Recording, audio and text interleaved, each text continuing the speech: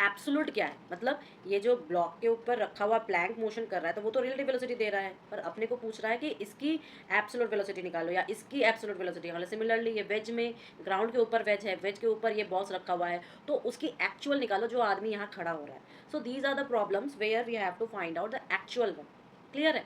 तो सिमिलरली ये बोट वाली प्रॉब्लम क्या है, क्योंकि ये बोट रिवर पर फ्लो कर रही है, ठीक है, रिवर पर फ्लो कर रही है, रिवर की अपनी एक वेलोसिटी है, मतलब कि मोशन है, रिवर का अपना एक मोशन है, वाटर करंट होता है जिसे हम कहते हैं, मैथ्स में आप लोग देखते हो वाटर करंट। सिमिलरली इसके ऊपर बोट है, बोट भी मूव कर रहा है, उसकी भी अपनी वेलोसिटी है, या कोई आदमी तैर रहा है, उसकी भी अपनी वेलोसिटी है। So everybody have their own velocity, all through the base also have their own velocity. So we are studying like this type of thing. I am saying कि अगर कोई बोट है और वो वाटर पर है, ठीक है, स्टिल वाटर पर, मान लो उसकी वेलोसिटी v है, लेकिन अगर जिस वाटर पर है उस वाटर की अपनी एक वेलोसिटी है, so what I will say कि जो बोट की वेलोसिटी है वो उसके रेस्पेक्ट टू ग्राउंड की है, ग्राउंड की है, और जो अब v नहीं है, क्योंकि v कब थी, जब वो स्टिल वाटर पर थी। Now I will write everything as a relative velocity. So in that case अगर मैं बोलूँ कि v बी डब्ल्यू जो है वो V B minus B W है, यानी कि मैं ये कह सकती हूँ कि बोट की जो वेलोसिटी होगी वो क्या हो जाएगी, V B W plus V W. Okay, ये उन दोनों की रिलेटिव वेलोसिटी का क्या है, रेशियो है। क्लियर है ना? ओके अब कुछ स्पेशल केसेस में आ जाओ। पहले तो ये लोग इन सबको तोड़ेंगे, तोड़ेंगे इन द सेंस उसने ये कहा है कि जो बोट की वेलोसिटी है विथ रिस्पेक्ट टू वाटर वो सिर्फ एक ही डायरेक्शन पर जा रही है, मान लो कि एक्स डायरेक्शन पर जा रही है, ठीक है, मान लो एक्स डायरेक्शन पर जा रही है, और जो वाटर की वेलोसिटी है वो भी मान लो एक्स डायरेक्शन पर जा रही है। समझ में आ गया? समझ में आ गया कि स्पेशल केस क्या है, कि स्पेशल केस डाउन स्ट्रीम का है, डाउन स्ट्रीम का है। देखो यहाँ जब भी आप लोग, पता नहीं आपको याद है कि नहीं, बट जो डाउन स्ट्रीम्स होते हैं ना उसमें हम एडिशन करते हैं। एडिशन का मतलब क्या है, डाउन स्ट्रीम का मतलब होता है जो बोट की वेलोसिटी है, वाटर की वेलोसिटी है, दोनों सेम डायरेक्शन है। अगर ऐसा केस है तो हम उसको क्या कहते हैं, डाउन स्ट्रीम। लेकिन अगर कैसा केस है कि बोट की वेलोसिटी ये है और वाटर की वेलोसिटी ऐसी है, ऑपोजिट डायरेक्शन में है, तो हम उसको क्या कहते हैं, अप स्ट्रीम्स कहते हैं। ठीक है, सो मान लो कि I am analysing down stream, I am analysing down stream. तो अगर मैं डाउन स्ट्रीम कह रही हूँ, सो व्हाट आई विल से कि वाटर की वेलोसिटी इधर है और बोट की वेलोसिटी इधर है, और according to your question it is in I direction, that means in your X direction. Suppose I am saying कि V B W boat velocity with respect to water is your V I, and your velocity of water is your U I. ठीक है, एक की we आई है, एक की you आई है, तो क्या मैं ये नहीं कह सकती कि बोट की जो वेलोसिटी होगी वो क्या हो जाएगी, वी आई प्लस यू आई, या मैं ऐसे भी कह सकती हूँ कि v प्लस यू आई कह सकती हूँ। ये किसकी वेलोसिटी हो गई, बोट की वेलोसिटी हो गई। कब हो गई, डाउन स्ट्रीम में हो गई। लेकिन अगर यही वेलोसिटी ऑपोजिट हो जाती, अगर मैंने बोलती कि एक इस डायरेक्शन में है तो दूसरी इस डायरेक्शन में है, तो ये क्या हो जाता, क्या हो जाता, suppose that I am saying your water velocity, water की वेलोसिटी मान लो मैंने रखी है आई डायरेक्शन में सेम, तो ये हो जाएगी यू आई। लेकिन if I say that your boat velocity with respect to water, तो ये मैं अगर बोलूँ जे डायरेक्शन में है तो ये क्या हो जाती है, minus V I. So upstream जो कि ऑपोजिट डायरेक्शन की बात करता है वो क्या हो जाता, वो क्या हो जाता, यू माइनस वी हो जाता बेटा जी, और ये आपका आई हो जाता। समझ में आ रहा है? ये दो केस आपके अपस्ट्रीम और डाउनस्ट्रीम के हैं।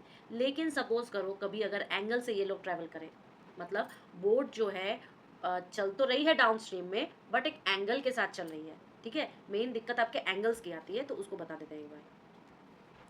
क्या है कि देख लो यहाँ पर ये डायग्राम ऑलरेडी ड्रॉ है, तो मैं इस डायग्राम को पहले क्लियर कर, is it clear? See what I am trying to say you again. चलो इस चीज़ को एक बार फिर से बताते हैं।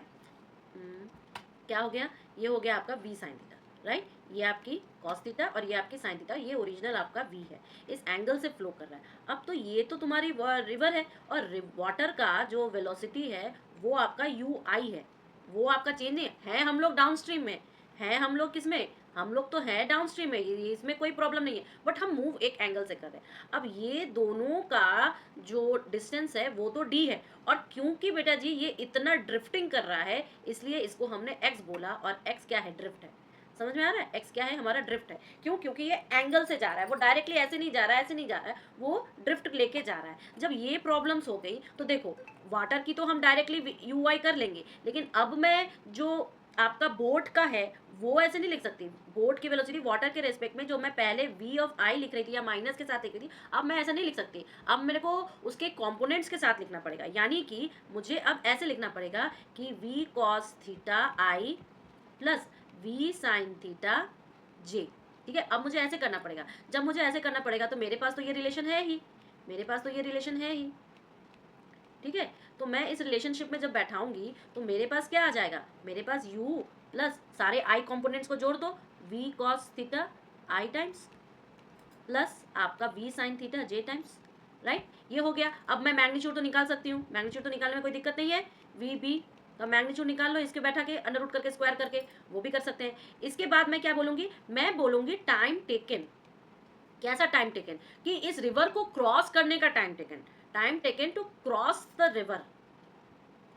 रिवर तो ये क्या हो जाएगा, ये डिस्टेंस d है और टाइम t लगा, डिस्टेंस d और स्पीड कितनी है, इस तरफ तो उसका साइन थीटा y कंपोनेंट है ना, परपेंडिकुलर कंपोनेंट है, तो क्या है साइन थीटा है, तो t is equal to distance upon velocity, तो d हो गया डिस्टेंस और वेलोसिटी v साइन थीटा हो गई।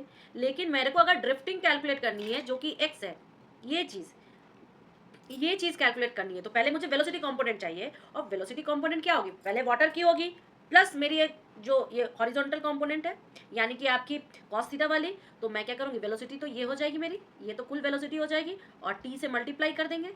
टी मेरा ये है, तो क्या मैं इसमें टी को पुट कर दो, तो एक्स इजिकल टू क्या हो जाएगा, U plus V cos theta, और टी के जगह पे D by V sine theta.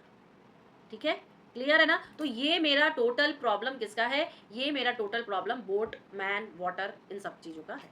Clear है। शॉर्टेस्ट डिस्टेंस मतलब क्या हुआ कि वो शॉर्टेस्ट अभी शॉर्टेस्ट टाइम बोल रहा है, फिर शॉर्टेस्ट डिस्टेंस आ जाएगा, वो बाद में लिखेंगे, पहले शॉर्टेस्ट टाइम। शॉर्टेस्ट टाइम का मतलब कम टाइम में वो ट्रैवल करे। तो अगर मुझे टी के कंपोनेंट को मिनिमाइज करना है तो मेरे को साइन थीटा वाले कंपोनेंट को मैक्सिमाइज करना पड़ेगा, इन्वर्सली रिलेशनशिप में है। सो साइन मैक्सिमम कब होता है, जब साइन 90 होता है, साइन 90 होता है, यानी कि अगर मैंने थीटा को 90 डिग्री रखा, सो साइन 90 क्या हो जाता है, साइन 90 मेरा 1 हो जाता है। दैट मीन्स कि हम टी मिनिमम यानी कि शॉर्टेस्ट टाइम कब ले सकते हैं, जब मेरा theta is equal to 90 degree होगा, और जब मेरा theta is equal to 90 degree होगा तो टी मिनिमा क्या हो जाएगा, डी अपॉन वी हो जाएगा बेटा। क्लियर है ना, डी अपॉन वी हो जाएगा। और जब ये डी अपॉन वी हो जाएगा तो क्या आप मुझे नहीं बता सकते कि मेरा जो ड्रिफ्टिंग वाला पार्ट था, ड्रिफ्टिंग पार्ट यानी कि एक्स जो था वो क्या था, u plus V cos theta into, यही तो था। तो क्योंकि 90 है तो cos 90 तो जीरो हो जाएगा, तो इसका मतलब क्या था कि x is equal to U into T, u into T, और t मिनिमा लगना चाहिए ये वाला। ठीक है, t मिनिमा लगना चाहिए ये वाला। क्लियर है ना, कर लेंगे ना बेटा जी। अब अगर रिवर को शॉर्टेस्ट पाथ में ले जाना है तो शॉर्टेस्ट पाथ तो याद रखना, इसको शॉर्टेस्ट पाथ करने के लिए x इजिकल टू 0 करना पड़ेगा। यानी कि आप बोलोगे x की वैल्यू क्या है, x की वैल्यू आप देख सकते हो फिगर में कि अगर मैं ये जो आपका x की वैल्यू है ये आपकी d है, तो इसको अगर शॉर्टेस्ट करना है तो इस चीज़ को खींच के यहाँ पे लाना पड़ेगा। यही ना बात हो गई, इस चीज़ को खींच के यहाँ पे लाना पड़ेगा। जब इस चीज़ को खींच के यहाँ पे लाना पड़ेगा तब जाके आपका कैलकुलेट होगा। ठीक है, तब जाके आपका कैलकुलेट होगा। x इजिकल टू 0 हो जाएगा, देखो तो u plus V cos theta is equal to 0, इसका मतलब इजिकल टू 0 मतलब सॉरी थीटा नहीं है, ये 0 है। तो जब ये 0 है तो आप बोलोगे कि भाई कॉस थीटा जो हो गया मेरा वो माइनस यू बाई वी हो गया, माइनस यू बाई वी हो गया। यानी कि मैं ऐसा भी तो कर सकती हूँ कि कॉस जो है थीटा प्लस 90 डिग्री कर दो तो मेरा माइनस साइन उड़ जाएगा, क्योंकि इधर से भी माइनस आएगा इधर से भी माइनस आएगा। तो मैं किसको क्या लिखूँगी, माइनस यू बाई वी, यानी कि मैं ऐसा लिख सकती हूँ कि sine beta is equal to U by V लिख सकती हूँ। यहाँ पे मैंने ट्रिग्नोमेट्रिक रिलेशनशिप यूज़ किया है, और जब ये हो गया तो क्या मैं टी नहीं निकाल सकती, परपेंडिकुलर अपॉन बेस है। अरे साइन थीटा क्या होता है, पी बाई एच होता है, तो पी ये एच ये, तो टाइम निकालेंगे तो टाइम हमारा अभी निकला हुआ है डी बाई साइन थीटा। ठीक है, so when we put I find that कि टी जो है ये है, तो वेलोसिटी की नेट बोट की वेलोसिटी ऐसी है तो उसका मैग्नीट्यूड क्या होगा, वो उसका अंडर रूट स्क्वायर हो जाएगा। क्लियर है ना। इसके बाद देखो ये क्वेश्चन अब जब सॉल्व करोगे तो आपका हो जाएगा। क्या क्वेश्चन है, a man wishes to cross the boat if he crosses the river in minimum time, time क्या है मिनिमम है, time he takes 10 minutes with a drift यानी कि x जो है कितना है 120 मिनट का मीटर का। ठीक है, if he crosses the river taking a shortest route अगर ले रहा है तो उसे 12.5 मिनट्स लग रहे हैं। तो find the velocity of the boat with respect to water, velocity of boat with respect to water, ये निकालो। कैसे निकालेंगे? देखो उसने मिनिमम टाइम बोला है, वेलोसिटी अपने को पता नहीं है, मतलब उसने कुल मिला के हमें वी निकालने को बोला है। अगर तुम ये बोलो तो मुझे वो वी निकालने को बोला है। क्लियर? अब देखो जब उसने मिनिमम टाइम लिया, मिनिमा, तो हम लोग क्या करेंगे, हम लोग डी बाई वी करेंगे, जब मैंने डी बाई वी किया तो मैं ये नहीं लिख सकती कि यहाँ पे 10 is equal to D by V, और 10 is equal to D by V, तो यानी कि मैं ये लिख सकती हूँ क्या, कि डी जो मेरा है 10v है, ये मैं लिख सकती हूँ। क्लियर है? अब इसने कोई बात नहीं कही है ड्रिफ्टिंग की, या उसने वाटर की वेलोसिटी बताई नहीं, तो वाटर की वेलोसिटी हम लोग एज यूजुअल हम लोग यू लेंगे। क्लियर? यू लेंगे। तो जब हम यू लेंगे तो ड्रिफ्टिंग वाले फॉर्मूले से जब बैठाएंगे, तो X is equal to U T minimum, ठीक है, और टी मिनिमम जो है हमारा वो तो 10 है, तो x is equal to U into 10। Drift उसने बोल दिया 120 का है, ड्रिफ्ट उसने क्या बोल दिया 120 का है। So what I should write, बोलो। यहाँ पर 120 is equal to U into 10, so U is equal to कितना हो जाएगा, 12 मीटर पर मिनट, राइट? यू क्या हो गया, 12 मीटर पर मिनट हो गया ना। अब ये बात बताओ कि उसने शॉर्टेस्ट टाइम वाले के समय 12.5 मिनट्स का लिया, तो शॉर्टेस्ट डिस्टेंस वाले के समय जो टाइम आता है वो क्या हो जाता है, D upon V square minus U square का अंडर रूट हो जाता है, राइट? तो और डी मेरा कितना है 10v, अभी तो निकाला, ये डी मेरा 10v है, तो मैं ऊपर 10v लिखूंगी, नीचे V square minus U square 12 का स्क्वायर लिखूंगी, अंडर रूट कर दूंगी। लेकिन ये मेरा ऑलरेडी बता दिया है 12.5 है, तो कैसे करूँगी बताओ, ये 12 का स्क्वायर होगा 144। ठीक है, तो एक काम करो, इन सबको जब खोलो, कैसे खोलते हैं पता है, इसको स्क्वायर को खोल, अगर मैं, या तो तुम इसको a प्लस बी और a माइनस बी से सॉल्व करो, ठीक है, तो या तो फिर एक काम और कर सकते हैं कि इसका होल स्क्वायर कर दो, तो जब होल स्क्वायर करेंगे ना तो वो ज़्यादा अच्छा होता है, 12.5 का होल स्क्वायर, ठीक है, ऐसे करके सॉल्व करना तो तुम्हारा v की वैल्यू निकल जाएगी। क्लियर है ना? क्या बोला है कि रेन और मैन की प्रॉब्लम क्या होता है बेटा जी, ये जैसे कि आपकी बारिश हो रही है, अब बारिश एकदम सर के ऊपर परपेंडिकुलर डाउन वर्टिकली डाउनवर्ड्स गिर रही है या एंगल बना के गिर रही है, बंदा नीचे खड़ा है, तो या तो आप ऐसे गिराओ परपेंडिकुलर, या तो आप ऐसे गिराओ, बोलते ना छाट छाट की बारिश आ रही है, टेढ़ी टेढ़ी और एकदम सर से दर दर गिर रही है। तो these are the two cases, कैसे बारिश का हम लोग स्टडी करते हैं। But most important is that कि हम लोग यहाँ पर भी हम लोग रिलेटिव वेलोसिटी को ही लेते हैं। क्लियर? अब रिलेटिव वेलोसिटी क्या होती है, रेन और मैन की प्रॉब्लम है, रिलेटिव वेलोसिटी किसकी प्रॉब्लम है, रेन और मैन की प्रॉब्लम है। तो इसमें भी हम लोग वही केस लेंगे कि जैसे कि मान लो कि अगर velocity of rain with respect to man, लेंगे तो ये क्या हो जाएगा, velocity of rain minus velocity of man. Clear है?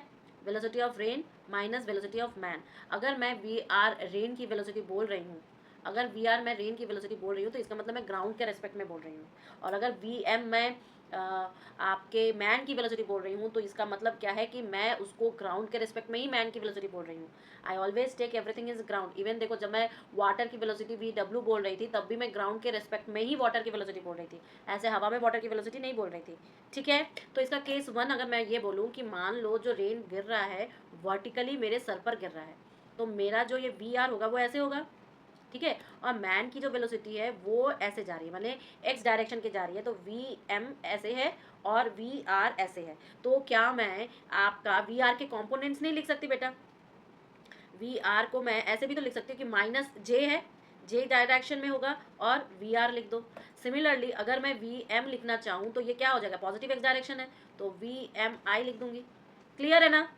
तो अगर मैं ये लिखना चाहूँ कि वी आर एम, तो माइनस कर दो बस, तो किसका किसके माइनस करेंगे, आर का फिर माइनस करेंगे, तो minus V of R J minus V of M.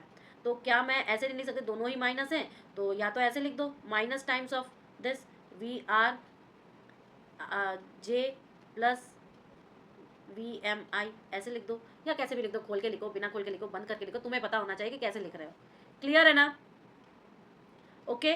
अब देखो दूसरी वाली समस्या क्या है कि अगर ये दोनों ने एंगल बना लिया, समझ रहे हो, अगर इन दोनों ने एंगल बना लिया, मतलब कि जो रेन फॉलो कर रही है एट एन एंगल, कोई एक एंगल से गिर रही है, तो मेरा समस्या क्या होगी, तो मेरी समस्या क्या है कि जब ये ट्रैवल करे तो इंसान भी तो ट्रैवल कर रहा है, इंसान भी तो अपना जा रहा है और ये वर्टिकली गिर भी रही है उसके ऊपर, तो क्या इंसान को लगेगा कि मेरे सर के ऊपर वर्टिकली गिर रहा है या ऐसा गिरा, जैसे कि तुम अब कभी देख सकते हो। एक बार रेन वाला फिर से बता दूं, देखो रेन वाले में हम लोग क्या कर रहे हैं, हमारे पास दो केसेस आते हैं रेन मैन के प्रॉब्लम में कि एक बार ऐसे गिर रहा है, वर्टिकली गिर रहा है और मैन की डायरेक्शन ऐसी है, तो क्योंकि ये वर्टिकली डाउनवर्ड्स गिर रहा है, क्योंकि ये वर्टिकली बेटा जी डाउनवर्ड्स गिर रहा है, इसलिए मैं क्या करूँगी, मैं बोलूँगी कि आपके पास दो कंपोनेंट्स हैं, सॉरी वर्टिकल डाउनवर्ड्स गिर रहा है इसलिए माइनस जे के डायरेक्शन में, और बाय डायरेक्टली मैंने माइनस करके निकाल दिया, जैसे कि मैंने यहाँ पर डायरेक्टली माइनस करके निकाल लिया। लेकिन अगर मान लो ये किसी एंगल से गिर रहा है, किसी एंगल पर, मतलब मैन की तो वेलोसिटी अपनी आई डायरेक्शन में है,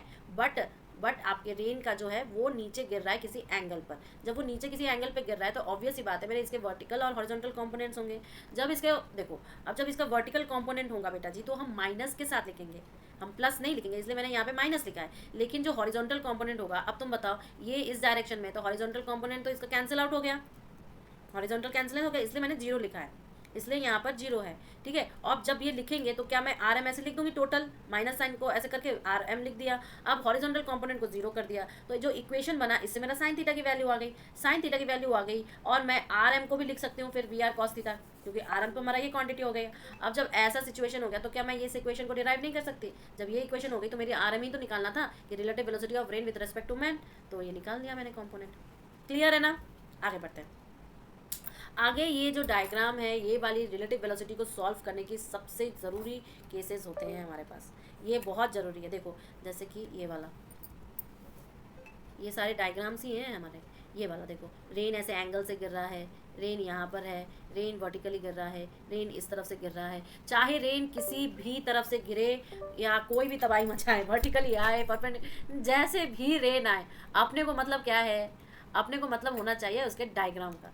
रेन चाहे परपेंडिकुलर गिरे, परपेंडिकुलर, ठीक है, वर्टिकली ऐसे धड़ाम से, या रेन हमारे पास ऐसे आए किसी एंगल बना के, ठीक है, ये तो मेरा एंगल हो गया ना, कोई एंगल बना के आए, या रेन ऐसे आए एंगल बना के, ऐसे आए रेन एंगल बना के, I know all the diagrams, I know all the diagrams and I know all the procedures उसको कैलकुलेट करने का।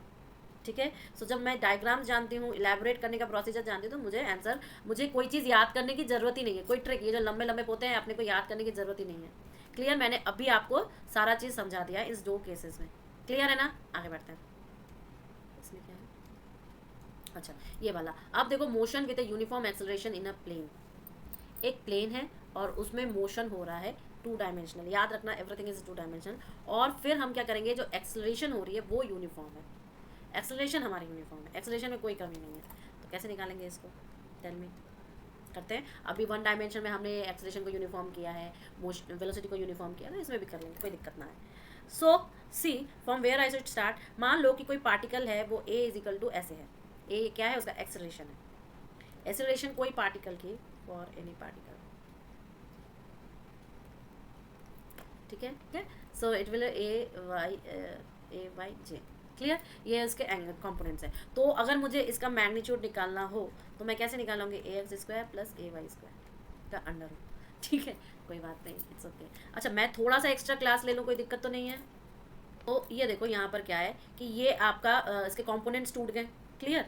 अब मान लो कि जो पार्टिकल है, अच्छा पहले ये डायग्राम देखो, ये डायग्राम कुछ नहीं है, अगर मेरे पास ऐसा सिस्टम है, एक एक्स एक्सिस एक वाई एक्सिस हो जाएगा, ठीक है। अब मैंने बोला कि मेरी एक पार्टिकल है जो कि पहले एक पॉइंट ए पर थी, जो कि एक पॉइंट ए पर थी, और ए पॉइंट पर उसके कोऑर्डिनेट्स स्पेसिफाइड है, ए पॉइंट पर उसके कोऑर्डिनेट्स x1 और y1 स्पेसिफाइड है, लेकिन वो ट्रैवल किया किसी कर्व पर और ये पॉइंट P पर पहुंचा, B पर पहुंचा, और B के भी कोऑर्डिनेट स्पेसिफाइड है x2 और y2 करके, राइट। लेकिन मैं अगर पोजीशन वेक्टर, अच्छा जब भी ड्रॉ करोगे ना, चाहे वन डायमेंशन में ड्रॉ करो चाहे टू डायमेंशन में ड्रॉ करो, you should always have position vector. तो अगर ये कोऑर्डिनेट आपका ए है तो इसका पोजीशन वेक्टर क्या हो जाएगा, r1, इसका पोजीशन वेक्टर क्या हो जाएगा, r2। I take everybody's position direction from the origin only, origin से ही इन दोनों का पोजीशन वेक्टर मिल गया।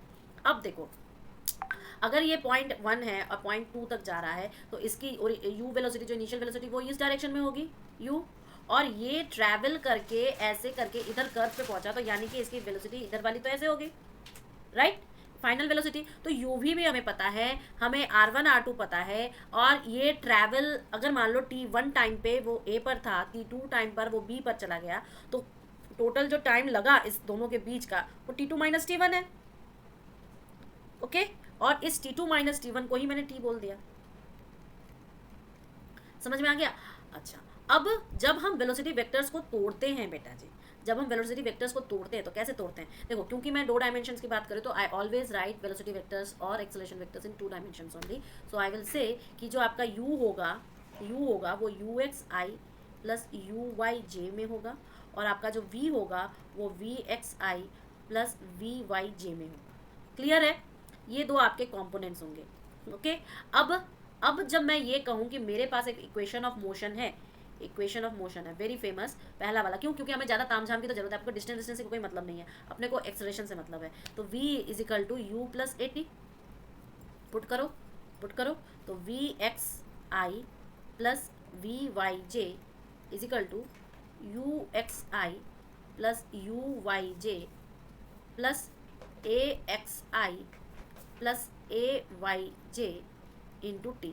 Is it okay, is it okay. तो अब एडिशन भी तो किसका किसका होता है, आई आई के साथ जे जे के साथ, ठीक है। तो जब एडिशन आई आई के साथ होगा तो यहाँ पर हो जाएगा U X plus A X T, और एक हो जाएगा आपका U Y plus A Y T, और ये बराबर होगा वी एक्स के, और ये बराबर होगा वी वाई के। क्लियर है ना, इज दिस क्लियर, कर लोगे ना। तो ये आपके कंपोनेंट्स हो जाते हैं बेटा जब आप वेलोसिटी वेक्टर्स के साथ काम करते हो। क्लियर है। अब देखो, अब मैं आपको ये कहूँगी कि जो एक्सेलरेशन होगा वो आपका डायरेक्शन पर इफेक्ट करेगा। मतलब आप समझ रहे हो कि अगर ये जो एक्सेलरेशन है, मतलब अगर मैं एक्स के कंपोनेंट्स का ले रही हूँ तो ये सिर्फ और सिर्फ एक्सेलरेशन ए एक्स सिर्फ और सिर्फ यू एक्स और वी वाई की ही डायरेक्शन पर इफेक्ट करेगा, अरे वी एक्स के ही डायरेक्शन पर इफेक्ट करेगा, न कि ये वी वाई पर कूद जाएगा। समझ रहे हो, अगर वो एक्स कंपोनेंट का है तो वो एक्स कंपोनेंट को वेलोसिटीज़ को ही अफेक्ट करेगा, वो दूसरे कंपोनेंट्स को नहीं अफेक्ट करेगा। ये इंपॉर्टेंट बात इसमें होती है। क्लियर। अब डिस्प्लेसमेंट कैसे लेते हैं, displacement R2 minus R1, R2 minus R1 कर दो, तो ये आपका डिस्प्लेसमेंट हो गया। क्लियर है। और अगर मैंने आपको बोल दिया कि एवरेज, देखो एक चीज़ मैं आपको यहाँ पे बता देती हूँ, एक पेज,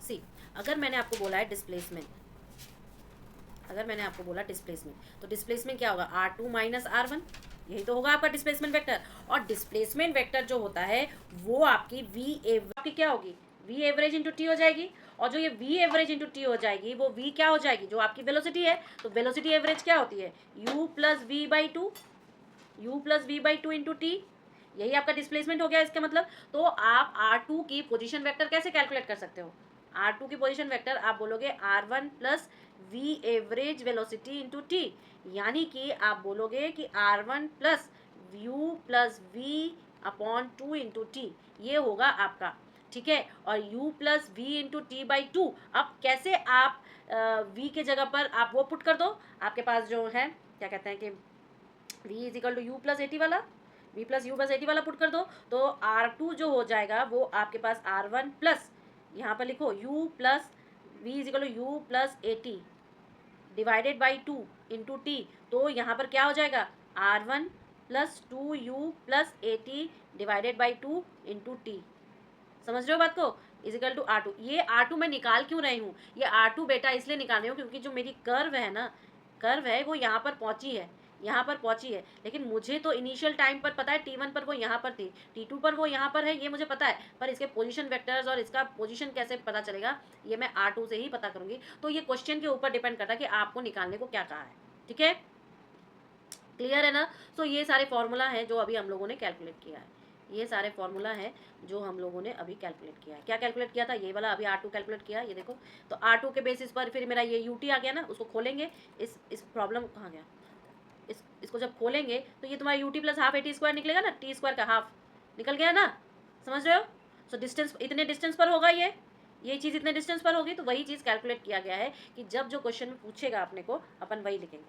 क्लियर है, समझ गए ना। तो ये जो आपके इक्वेशंस होते हैं, ये जो वही गिने चुने इक्वेशंस है जिसके एक्स कंपोनेंट और वाई कंपोनेंट्स को बताया गया है। अच्छा, ये एक्स कंपोनेंट और वाई कंपोनेंट मेरा बताने का इसलिए मतलब था कि इसके जस्ट बाद जब हम लोग कल प्रोजेक्टाइल पढ़ेंगे तो आपको बताया जाएगा कि कहाँ से कैसे डिस्टेंसेज हम लोग प्रोजेक्टाइल मोशंस में निकालते हैं बेटा, कैसे कैसे डिस्टेंस हम लोग प्रोजेक्टाइल मोशंस में निकालते हैं। तो इट इज़ वेरी इंपॉर्टेंट कि मैंने आपको बोला ये चीज़ इसीलिए अभी कि अगर मैं एक्सेलरेशन एक्स कंपोनेंट में है तो ये वेलोसिटी सिर्फ यू एक्स और वी एक्स के ही कंपोनेंट्स को अल्टर करेगा, वो कभी भी ए एक्स जो है कभी भी अल्टर नहीं करेगा आपके वी वाई या यू वाई के कंपोनेंट्स को। वो x का कंपोनेंट है तो x को ही अल्टर करेगा, वो y का कंपोनेंट है तो y को ही अल्टर करेगा। सिमिलरली इसीलिए ही मैंने लिखा कि V X is equal to U X plus A X T, समझ में आ रहा है। इसीलिए ही मैंने लिखा V Y is equal to U Y plus A Y T, और इसी वजह से आपके एस एक्स और एक्स वाई कॉम्पोनेंट्स निकलते हैं, एस एक्स और एक्स वाई कॉम्पोनेंट निकलते हैं। या जो अभी ये तो मैंने डिस्टेंस के फॉर्म में लिखा, लेकिन हम लोग तो R2 कैलकुलेट कर रहे थे, तो R2 क्या निकलेगा, x निकलेगा और y निकलेगा, समझ रहे हो। तो x जो होता है वो U T plus half A T square, यानी कि मैं इसको लिखूंगी you x T plus half A X T square, समझ रहे हो। और y मैं क्या लिखूंगी, y मैं लिखूंगी U Y T plus half A Y T square, ये मैं स्क्वायर्स के टर्म में लिखूंगी, समझ में आ गया, इज दिस क्लियर।